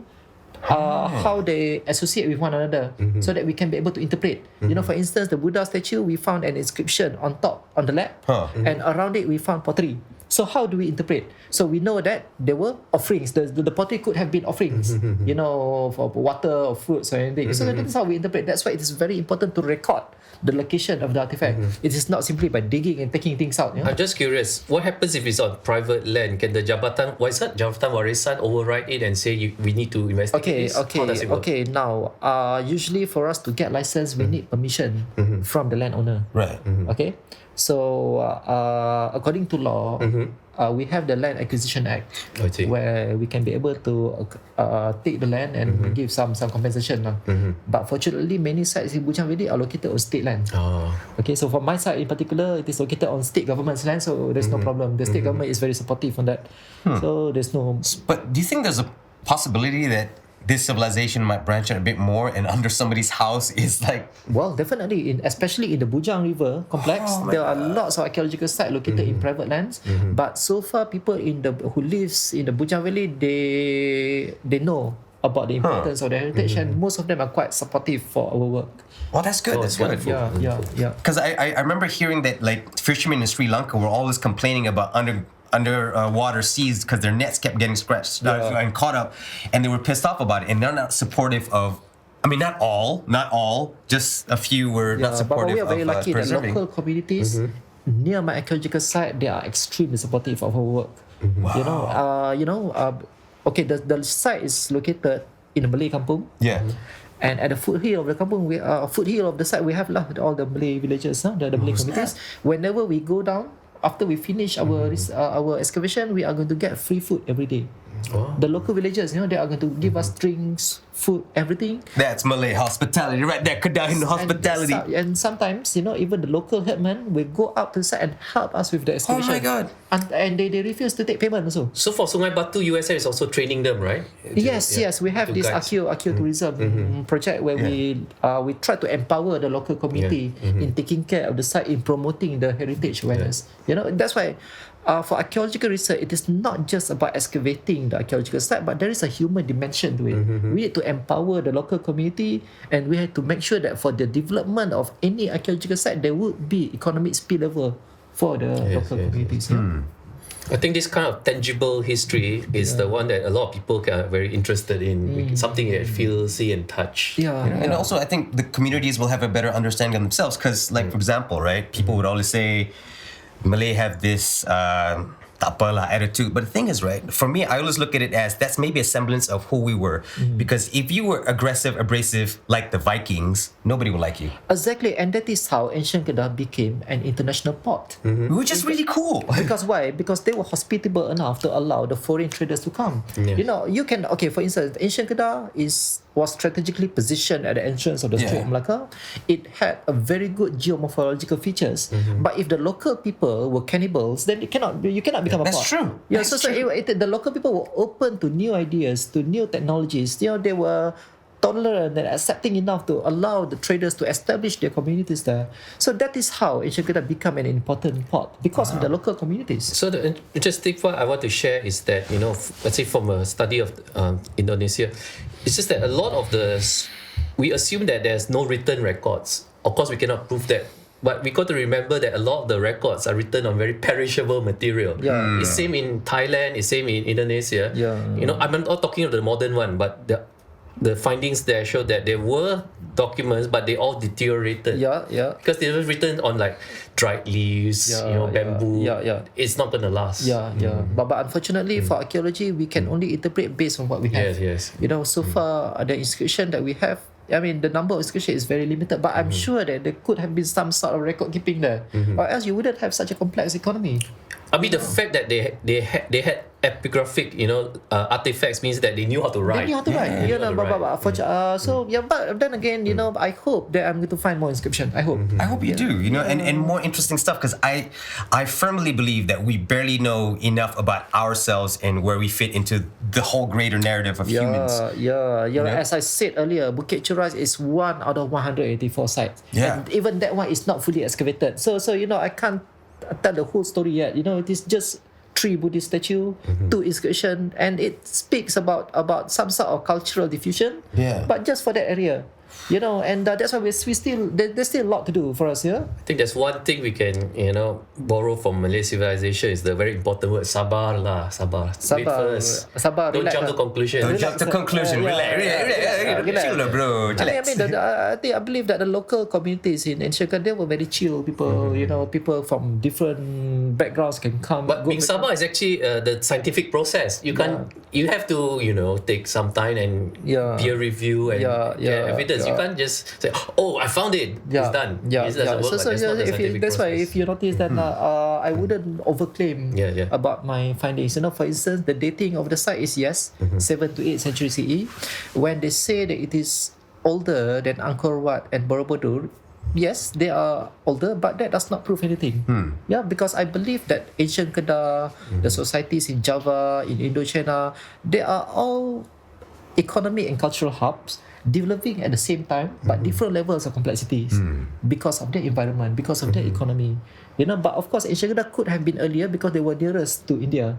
Yeah, that's true. Because the Indian would arrive there first, and after that to other. But being earlier does not mean that we are better than them, and having a bigger structure does not mean that they are more civilized than us. So let us describe the culture as it is and try not to compare. Or better yet, let us find what it means to be us. Maybe that's the thing, because we're in the part of the world that's least discovered when it comes to history. And I think that creates many opportunities for us to find out what our narrative is. It's also the tropics is a bit different from the temperate regions. Temperate regions, the fluctuations are very great.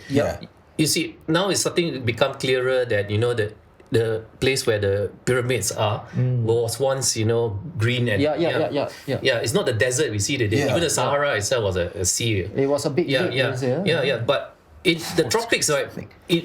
Throughout time, as far as it doesn't fluctuate that much. The ice ages doesn't really affect other than the sea level. So civilization is a little bit different there. So we can see also that the coastal communities they had a very stable form of culture. I believe that the local culture, when it comes to adaptation of their environment, it remains stable for thousands of years, it comes up to the modern period. Yeah. You know why? Because in those days, the society the population was very small, and the environment was enough to sustain their need. Okay, for instance, their food, the main food could have been sago, could be wild tubers, and the population is small, so it can be able to sustain. And trade happened just because of the geostrategic position of the area. And also there must have been some the influence of the traders community, the artisans from different part of them, making the culture more complex. So we need to look into that. We need to review our history from a more how do we say in the light of a fluid and complex community, not just as a homogeneous community practicing one culture. No, it is more fluid, it is more complex. Wow, that is a lot to swallow when you think about it, because there's no easy answer. There's no easy answer, yeah. But the most important thing about research in Bujang Valley is what kind of lessons can we learn from it. Oh, wow. Okay, because we are doing archaeological works, and it uses up lots of public funds, and the people need to get something from it. And I think that the most important thing about research in ancient Kedah, Bujang Valley is about lessons. And I can think of 4 main lessons that we can learn from Bujang Valley. Okay, number 1. Multiculturalism had always been part of our identity. Okay, that is very important. Okay, today, of course, we have this multicultural society, and it is not something new. In Sultanate and Melaka, Yes. it was a multicultural society, and it went back to the ancient Kedah. And we have the archaeological evidence to back that up. It is not something that we conjure up from the thin air. We discovered Persian ceramics, Arab ceramics, Chinese ceramics, Indian temple, Japanese influence, everything is there. So multiculturalism had always been part of our identity. Lesson number 1. And we are located in the middle of trade route, and it is inevitable. Okay. Number 2. Multiculturalism also can lead to economic progress. Why? Because we have iron smelting industry, which were Indian technology. We have bead making industry in Kedah, Indian technology. We have pottery making technology, local technology, and we had Chinese capital. We know lots of Chinese ceramics. So we have people from different background bringing in their capital, bringing in their technology, their cultures, and the local people were very accepting towards these things, and it led to economic progress. So collaboration between different cultures can lead to economic progress. Lesson number 2. Lesson number 3. The strength of any state depend on the diversified economy.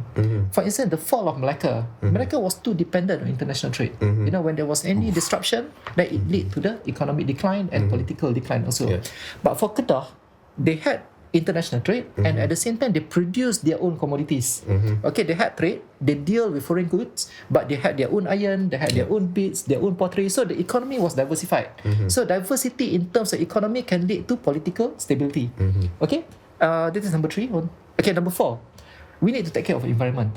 Because the decline of ancient Kedah was due to environmental change. The lowering of the sea level, that is a natural factor, and there was also a human factor to it.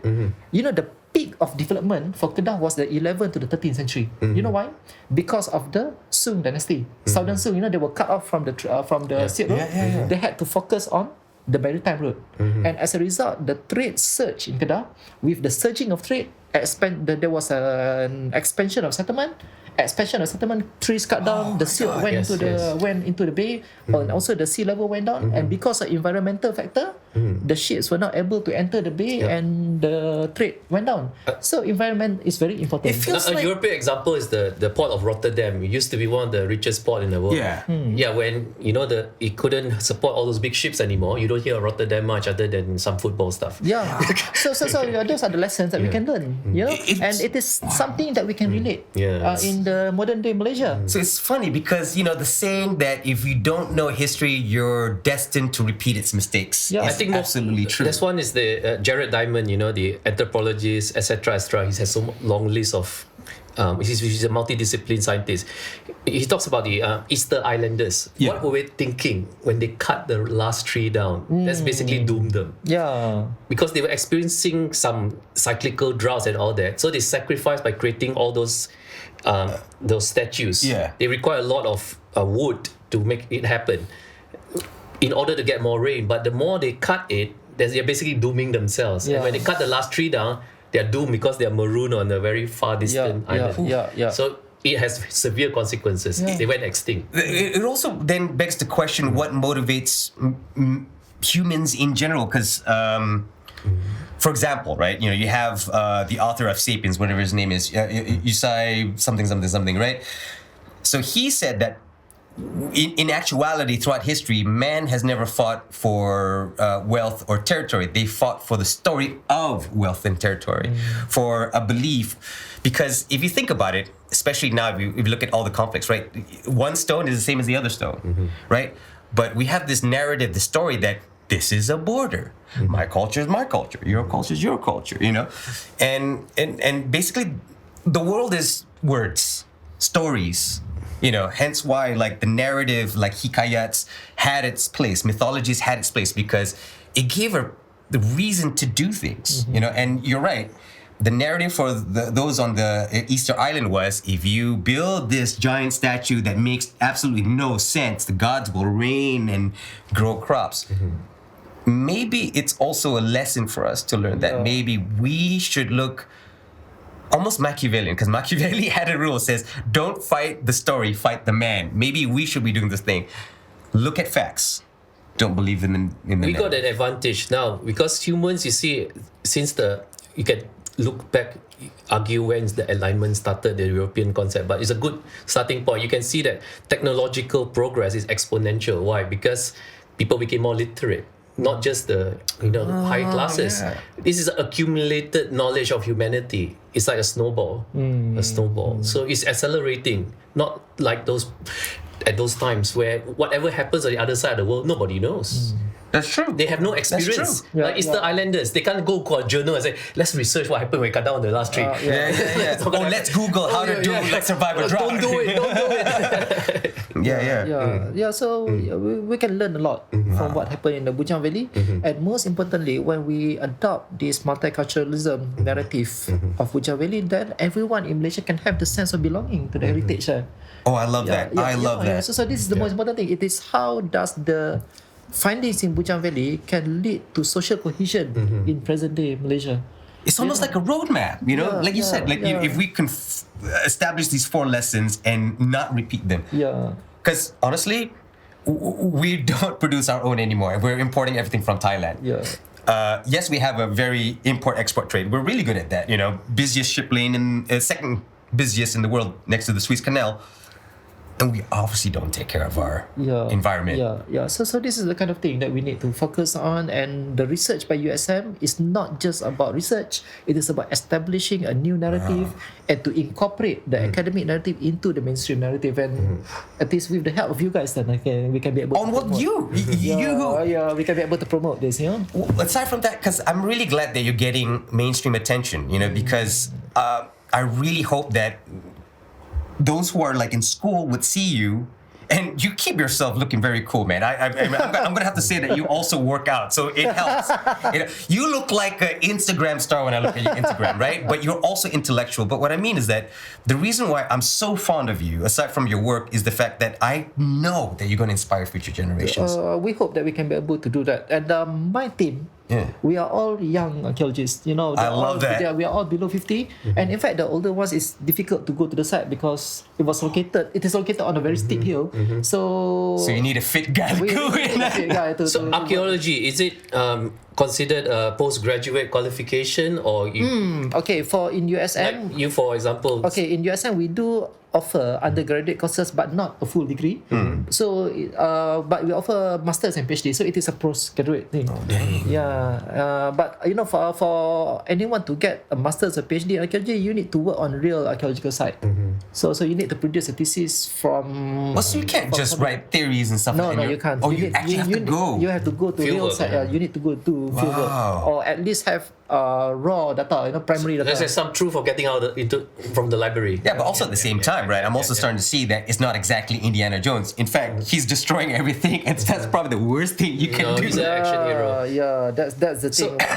So if somebody wants to get into archaeology, it's good to have another discipline, right? It seems to be an interdisciplinary. Yes. Archaeology has always been an interdisciplinary research. You can come from economy, from even mass comm. How about law? Well, we can study heritage laws. Oh, okay.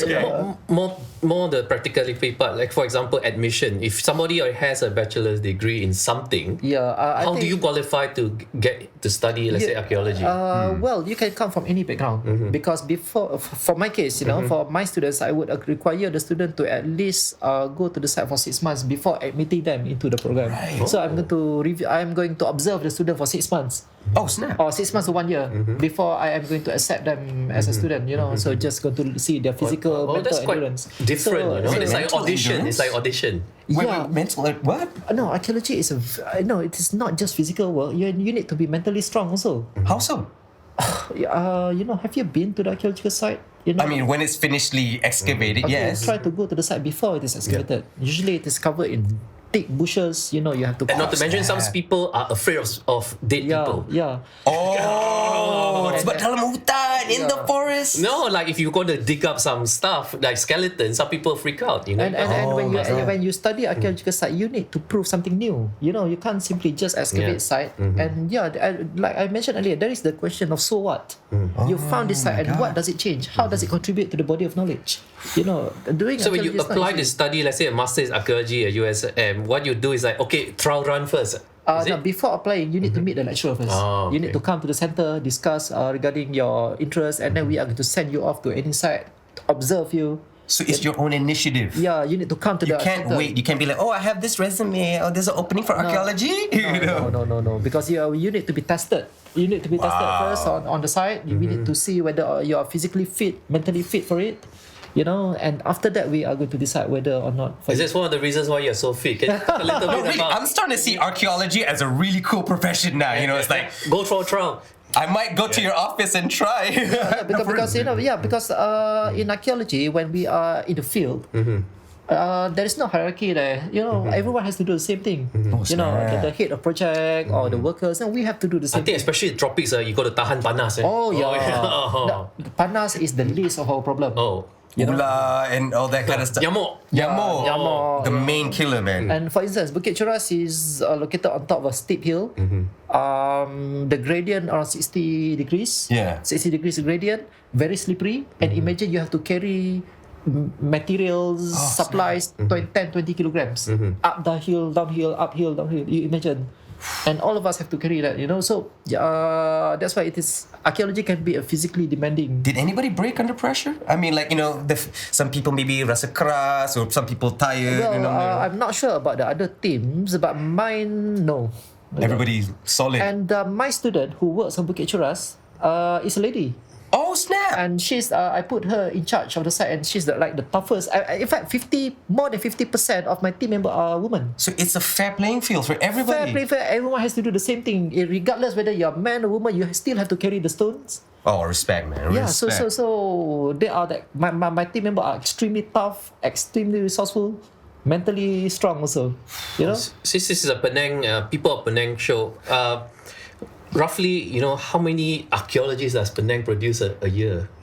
Okay, now we define professional archaeologists as someone with a PhD in archaeology. And let's not talk about Penang. In whole of Malaysia, there are less than 20 of them. Wow, we need more. Including Sabah Sarawak, Wow. Less than 20. So right now we are focusing on training young archaeologists. Those who are really Do you passionate. foresee a Dr. Mo Nasru in the future? Well, You never know. I'll meet you back in 5 years. So I will need to see him at the site. I'll see you at your office. We'll talk. Oh, man. Yeah, so we are training the younger ones, and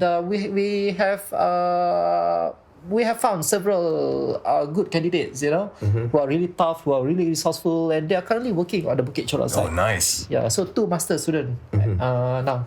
2 masters, yeah. So How big is the faculty in USM for archaeology? we have 5 academic staff. Okay, Out of the whole faculty? yes, 5 lecturers.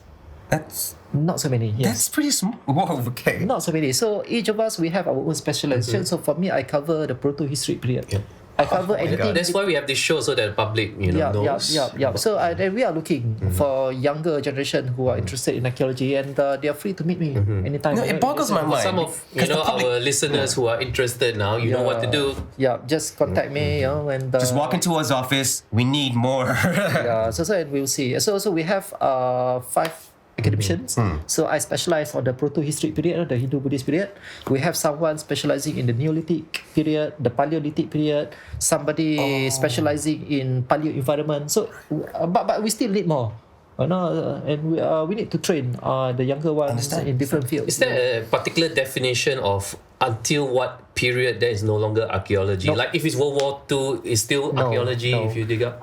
There is no particular period in terms of time, there is a thing which we call the forensic archaeology, where we use archaeological method to study crime scenes. There is no limitation in terms of archaeology begins with the first emergence of human and until like 1 day ago. And yours historical archaeology is when there's already writing systems to check, counter-check.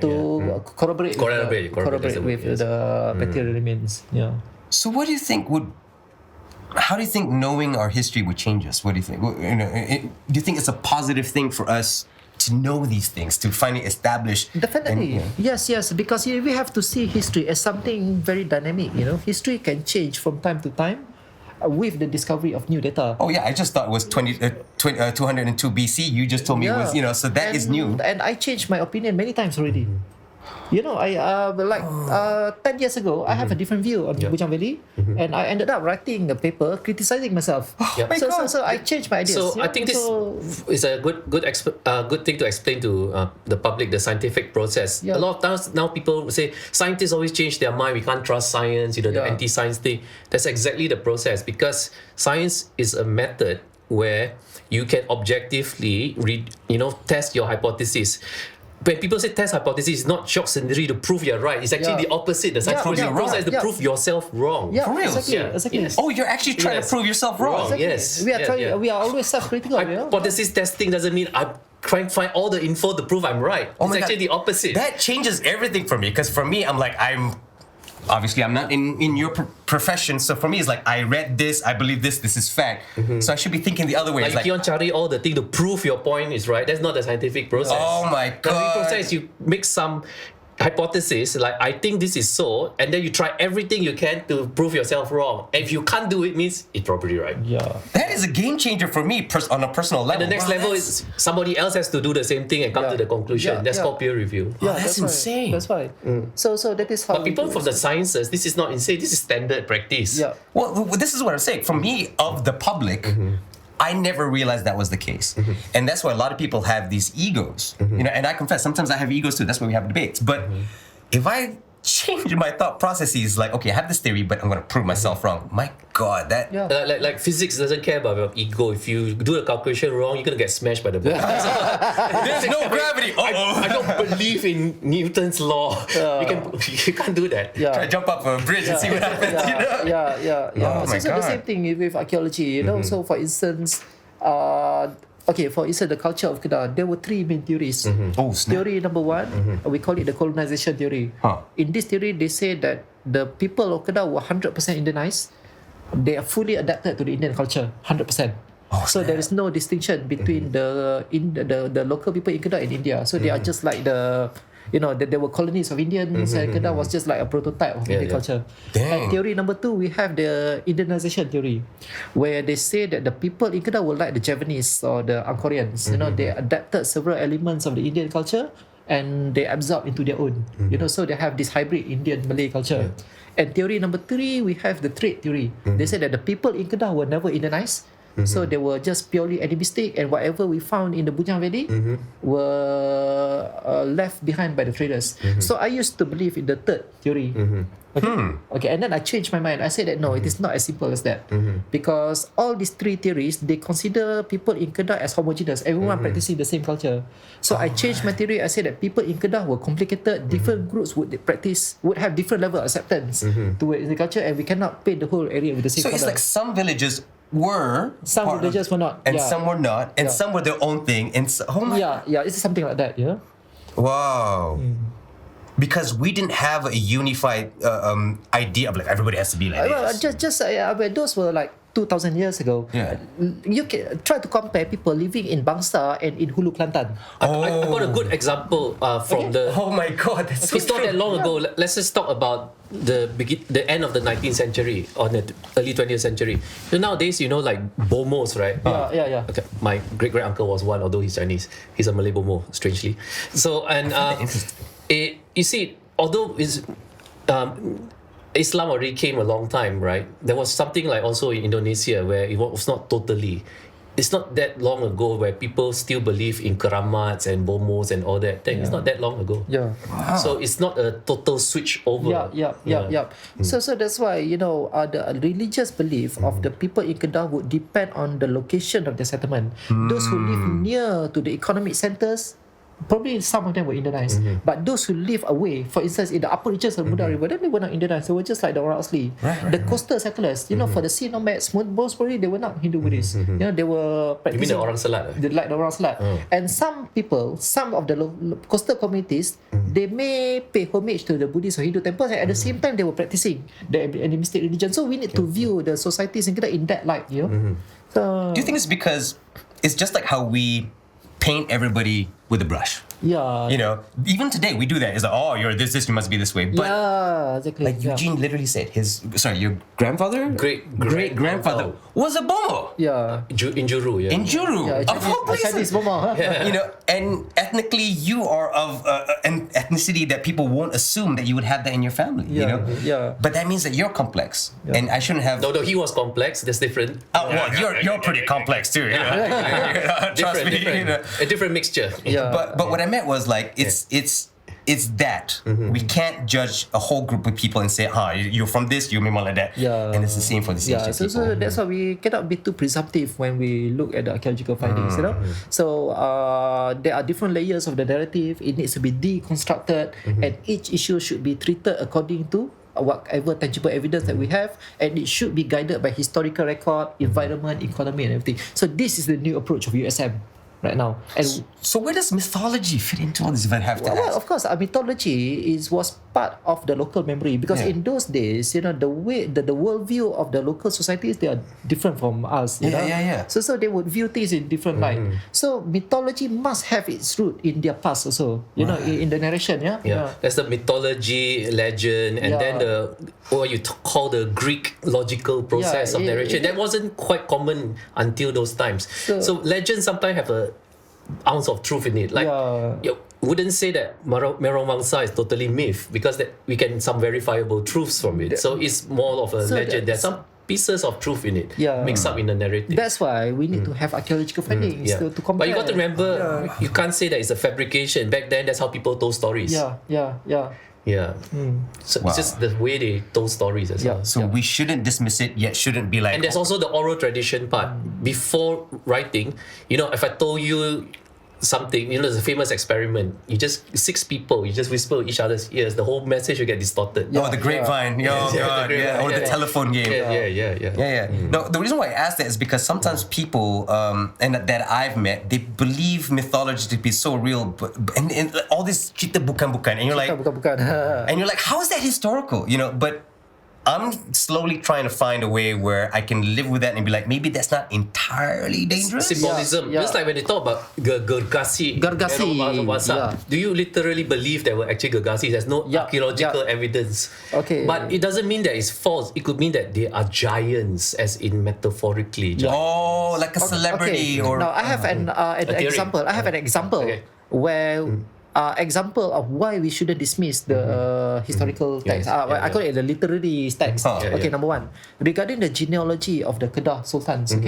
Now, in order for us to accept certain literature work as historical fact, it need to be corroborated with archaeological findings. Right. Okay, now we have this Altari Salasilah Negeri Kedah, which gives the genealogy of the Sultan of Kedah from the 12th century until today. Yes. Okay, and we can be able to confirm the genealogy from the 17th century onwards, but before the 17th century, it is hard to confirm because we cannot cross-check with outside evidence. Oh snap! Okay, now suddenly I think just few years back they discovered a tombstone, batu nisan, which gives the genealogy of the Sultan until the early 16th century. Okay? And the genealogy inside the batu nisan is 100% the same with Altari Salasilah. So this corroboration. Corroborated. That was corroboration. So it appears that Altare Salasila is not 100% inaccurate. Where is this? Bukit Meriam? No, it is somewhere in Jitra. Oh, Jitra. Jitra. Oh, that's crazy. Okay, the batu nisan belong to Sultan Muhyiddin from the 17th century. But although it is of Sultan Muhyiddin, it tells the name of the ancestors Sultan Muhyiddin around the batu. because of the naming system that we have. So Muhyiddin and his predecessors until the year 1508, I think. And then the genealogy is the same with Altare Salasila. Oh, that's crazy. So it appears that there are some truth inside the Altare Salasila, but it needs to be corroborated with archaeological evidence. So we should not dismiss the text. We shouldn't dismiss them, but we need to treat them with caution. Oh. Just like when scientists talk, they are very cautious, you know. It's like if I want to make the claim that, you know, Pulau Serai could be Gunung Jerai when the sea levels are higher, that's one theory, you know, but then I have to find evidence Yeah, to you do need that. to do some studies. And as if I wanted to say now, say at this point in time, we know the sea levels from your archaeology may higher.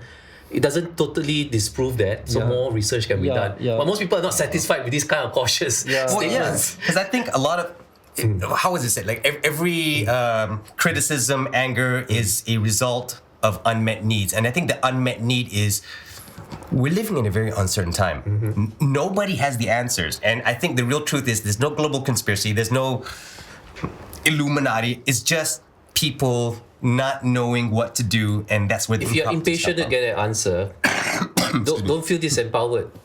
Go learn it, do it. Yeah, that's why I love you complain guys. about it. Yeah. You know, because you guys are, in my opinion, you're a first-hand researcher. You're an archaeologist. I'm just blonde, but like, you know, but you guys are contributing to that. You are not sitting at home and be like, oh, I don't know, it's not on Wikipedia. Oh well, you know, which most people do.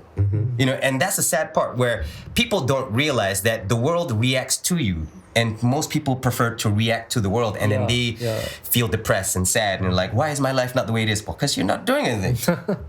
You know, so that's why I think most people who are watching this should realize tomorrow when you wake up, change the world around you for how you want the world to be, because I think that's it's the secret perspective sauce. from the people from the hard sciences, but some social science are a little bit different. I'm not trying to say which one is better. I'm just saying from our perspective, you know, is that there is an objective reality that you can find out. So, you know, like archaeology is one of the parts of historical research where there's an objective reality. You can't say, I don't believe there was a building there, when clearly there is a solid building there. So that is certain parts of objective reality. But if we go to the point where we have subjective reality, then we can't make any conclusions. It's like, I believe I'm right, you believe I'm right. There must be some process that we can agree how to find. Archaeology is a process of looking for facts. It is a fact that there is a Buddhist temple. It is a fact that we have a Buddha statue. But how we interpret that is a different story. But the facts are there. No, that's why the story that you said about that you were writing a paper And the patience part, you know, doesn't mean that, you know, this generation has the wisdom to understand all the technology. Like, he leaves some of it for the future. Why. At this point, we don't have the technology to do that. Like, you know, I'm doing research on this area. It's not that far back, but, you know, certain graves, right? If I had, you know, ground penetrating radar, I could find out instantly whether it's a symbolic grave or there's actually someone in there. It's just the technology one day may be cheaper, that maybe you can just point your device at it. It's a ground penetrating radar. But at this point, it's prohibitively expensive. We just not at that stage. Where we can how are do you that. comfortable with that? Because that's literally planting a tree. I found Batu Nisan in. How am I going to date it? I don't have the money. Oh snap! Just preserve it. Doesn't that burn record you it. inside though? Like, you know? It's just we don't have enough money or resources at this time. Sometimes it's just that. Leave it. Man. So, but it's just the Sabah thing lah. You can't force an answer out. I know certain questions about Tanjung Bunga I can figure out if I got $1 million, but I don't. Yeah, I know that you're on that path. Yeah, I can imagine. Because things for me, I'll be so uncomfortable. Like you said, the carbon dating is so expensive. Oh, it's insane what you guys have to go through, man. You know. No, he didn't go through. He uses taxpayers' money to go through. Well, I mean, different methods, different means. You know? But like, do you think we should get our own machine? How many millions is it? Would it be better for the country to have our own? You wouldn't want that. You don't want that? Why? Because number one, the machine is extremely expensive, and to maintain the machine is also very expensive. Oh, gosh. And you need radioactive materials. Yeah, it's not a problem. But you know, in order for us to maintain the machine, then we need to keep using. I see. We need to get samples from outside to pay pay for the maintenance. So it is more cost effective for us to use outside lab, you know. Actually, that's pretty interesting in a So sense. our neighbor south is also using it. Neighbor stuff. Singapore? We have never used. I'm not sure. Do they whether- have their own, or they also? I'm not outsource it? sure You're not because yeah. we only send to Korea and the Korea, US. I see. I don't know. Do they have any archaeological sites? I'm sorry, Singaporeans. I mean, it's just what talk about come on. unity, and you want to start a war. Okay, I'm sorry. See, no, this is why I prefer to surround myself with more learned individuals because on my own, I'm an idiot. He just pretends to be dumb. Oh, well, thank you. Okay. But yeah, all right. Wow, Right. I think we are about to. I didn't realize the time. My God. Yeah, sorry. Oh, wow. So usually we let the guests, have a public announcement or whatever you want to say. Well, you want to know more, we are currently still working on the site. I hope the public can be patient to Sabar. sabar sikit. You know, we cannot give any conclusive answers to most of their questions. All we can say is that yes, there is a Buddhist site. There was a Buddhist community there, a long-standing Buddhist community. And it gives a new interpretation regarding the cultural diffusion in Kedah. It gives new interpretation regarding the transfer of ideas in Kedah, regarding the artistic influence from India and other parts of South Asia.